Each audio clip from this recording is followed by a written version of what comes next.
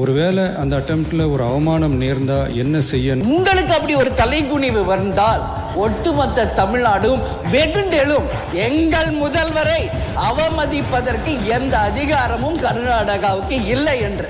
உங்கள் சத்யாவில் இப்பொழுது ஆடி அதிரடி தள்ளுபடி. நாம் பெங்களூர் போக நினச்சதை பற்றி பல ஒப்பீனியன்ஸ் வந்துச்சு.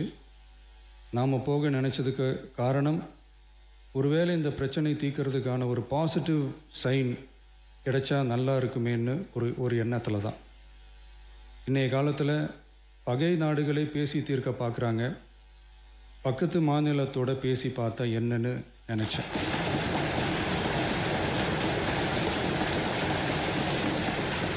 அதனால தான் அப்படி ஒரு அட்டெம்ப்ட் எடுக்க நான் ட்ரை பண்ணோம். ஒருவேளை அந்த அட்டெம்ப்டில் ஒரு அவமானம் நேர்ந்தால் என்ன செய்யன்னு சில பேர் கேட்டாங்க. அப்படி நடந்தால் தமிழ்நாட்டு மக்களுக்காக அதையும் தாங்க தயாராக தான் இருக்கேன்.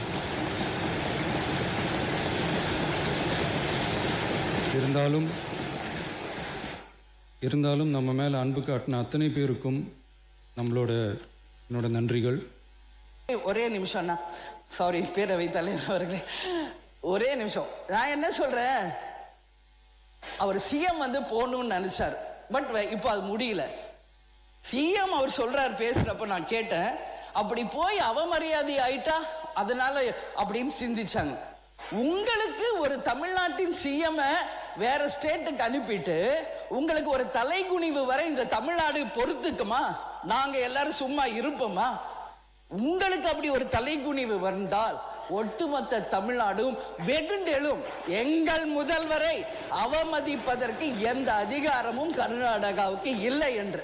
அதனால் நீங்க அதெல்லாம் யோசிக்காதீங்க. நீங்க மக்களுக்காக, விவசாயிகளுக்காக நீங்க பேசுங்க. உங்களுக்கு எல்லா மக்களும் துணை நிற்பார்கள் என்பதை இந்த நேரத்தில் நான் உறுதியா சொல்றேன்.